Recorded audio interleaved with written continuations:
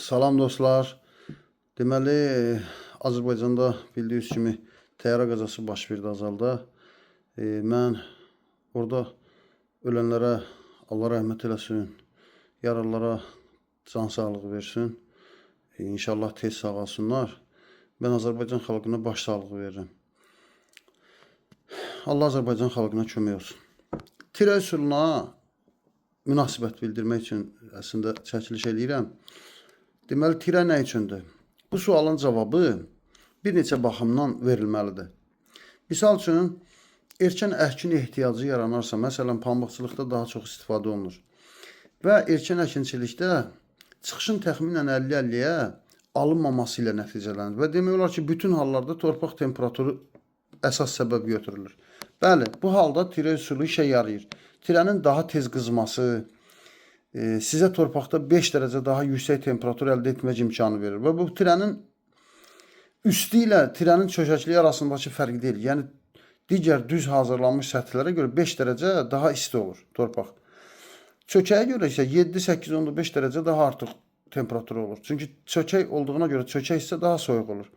Və bu 5 santimetrlik fərqdir. 10 santimetrlik qatda isə bu təxminən yarı-yarıya düşür. Yenə də böyük rəqəm hesab olunur.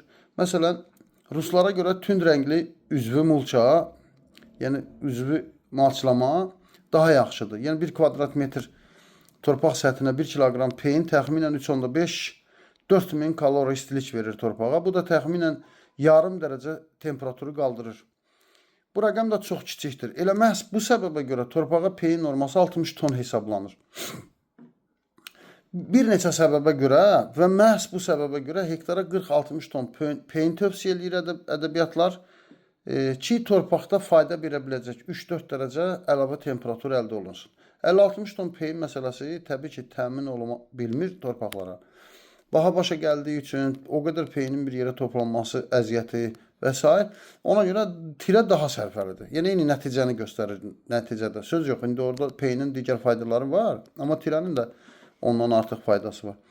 Əvvəldə dediyim kimi, tirəyə bir neçə baxış bucağından baxmaq lazımdır və ikinci bir məsələ də torpaqda qarın toplanmasında rol alır. Və bildiyimiz kimi, qar hər yerdə əridikdən sonra çökəklərdə əriməyə başlayır və çox uzun müddətə əriyir.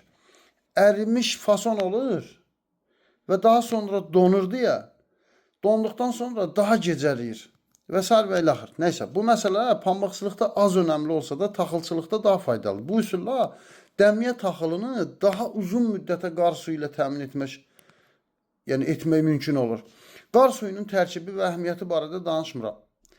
Amma qısa bir açıqlama verim ki, həm insanda, həm heyvanda, həm bitkidə qar suyu digər sulara görə daha çox enerjikdir. Məsələn, təcrübədə ancaq qar suyu ilə qidalanan toyuqlar və normal su ilə qidalanan toyuqlarla müqayisə aparılıb. Təbii ki, eyni qida rasionu altında. Normal su ilə qidalanan toyuq 100 yumurta verdiyi halda qar suyu ilə qidalanan toyuqlar 134 yumurta verib.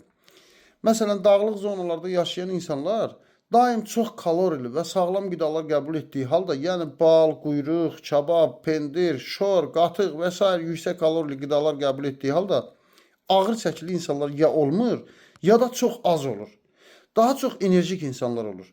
Çünki onların bulaqları birbaşa qar suyu ilə qidalanan budaqlardır. Nəysə, torpaq tirədə uzun müddət qar suyu ilə təmin edildiyindən torpaq pH-sını da uzun müddətdə kontrolda tutmuş oluruq. Bu da qida mənimsənilməsi baxımından önəmlidir. Tirənin digər bir üstünlüyü isə şoran torpaqlarda məhsuldarlığı aşağı olan torpaqlarda müşahidə olunur və əsas geniş tətbiq olunma səbəbi kimi də bu üsul qeyd edilir. Yəni, bu tip zəif torpaqlara tirə tətbiq edildikdən sonra təxminən 20% ilə 35% arasında hektarın 20% ilə 35% arasında hissəsi məhsuldarlığını itirir və nəticədə 60-70 faizlik ərazi daha məhsuldar olur. Torpağın bütün duzları torpağın ilk quruyan hissəsinə toplanır və nəticədə digər hissələrin daha məhsuldar olması təmin edilir. Şəkildə də bax, izah edirəm. Ştrixlənmiş hissələrə duzların diffusiyası baş verir və Digər hissələrdə isə ciddi şəkildə təmizlənmə baş verir. Tire üsulunun ondan artıq akademik faydası içində ən əhəmiyyətlisi də məhz budur. Və bütün bunları bilmədən hər kəs tire üsuluna müraciət etməli deyil. Yəni belə deyək ki, görüb anlamadan tətbiq et və tirənin məhsuldar olmayan və duzların toplandığı hissəyə əkini ək və sonra da nəticə götürmə və denən ki, boş işdir. Yəni faktiki ötən il Ucarda bir fermer elə mənim dediyim kimi də deyirdi. Boş işdir, alimlər də bekar qalmalı deyil. Gərək hər iş bir şey çıxardalar ki, desinlər alimlər də işləyir. Yəni belə də deyirdi konkret olaraq. Və mən o adamı haqlı görürəm əslində. Çünki görülən tədbir açıqlanmalı və fermerə informasiya geniş və düzgün çatdırılmalıdır. Yəni indi Mərkəzi Komitədən idarə olunmur əkinlər. YouTube-dan idarə olunur. Fermer görür və gördüyünü tətbiq etməyə çalışır. Mövzu ona düzgün çatmayıbsa, səhv buraxmaq ehtimalı 80%-dən yuxarıdır.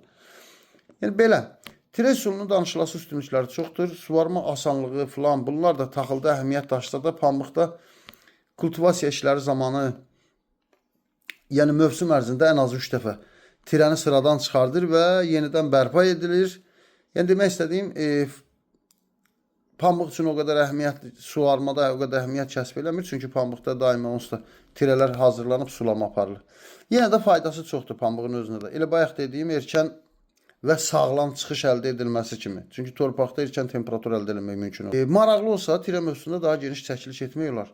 Çünki həqiqətən tək iş görüntüdə deyil, işin akademik tərəfləri geniş çatdırılmalıdır. Eyni zamanda bir şeydə diqqətinizə çatdırım ki, atom toxumlar da bu işdə önəmlidir. Yəni pambıqçılıqda atom toxumlar da erkən çıxışda önəmlidir. Çünki yüksək enerjili toxum nəticədə erkən çıxış əldə etdikdə soyuqdan və duzdan az təsirlənir və sağlam çıxış əldə edilir.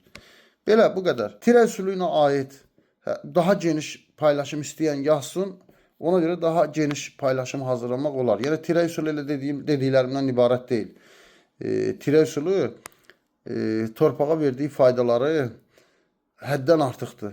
Ondan artıq, yəni elmdə konkret ondan artıq mövzu üzərindən tire üsulu araşdırılıb, araşdırılmayan hələ mövzularda yetərincədir. Belə.